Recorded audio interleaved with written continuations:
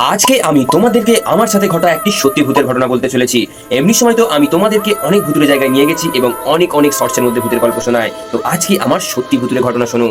আমি রাত্রেবেলা ক্যাটারিং করে বাড়ি ফিরছিলাম সন্দীপের সাথে। যেহেতু সন্দীপের বাড়িটা অনেকটাই কাছে ওখান থেকে, তো সন্দীপ তাড়াতাড়ি বাড়ি ঢুকে যায়। তারপর আমি হয়ে যাই একা। রাত তখন 1টা বাজে আর আমি ফিরছিলাম একা একা সাইকেলে করে। চারপাশটা ছিল ফাঁকা এবং শুনশান। এমনি সময় ওইখানে লোকজনও থাকে একটা দুটো এবং ল্যাম্পপোস্টে আলো জ্বলে। সেই দিন সেই সব কিচ্ছু ছিল না। তো যাই হোক, আমি সেই অন্ধকার রাস্তার মধ্যে দিয়ে একা সাইকেল চালিয়ে চালিয়ে বাড়ি ফিরছিলাম। ঠিক তখনই আমার মনে হলো কেউ যেন একটা আমার পিছন পিছন আসছে।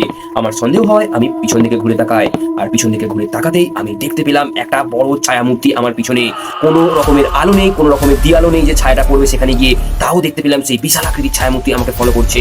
আমি প্রচন্ড পরিমাণে ভয় পেয়ে যাই। তারপর আমি দ্রুত সাইকেল চালাতে শুরু করি। অনেক দূর সাইকেল চালিয়ে যখন একটা শীতলা মাতার মন্দিরের সামনে গেলাম, তারপর পিছন ঘুরে দেখতে আমি কাউকেই দেখতে পাই না। বন্ধুরা, তোমাদের কাছে যদি এরকম ভূতের ঘটনা থেকে থাকে তাহলে কমেন্ট করে জানাও।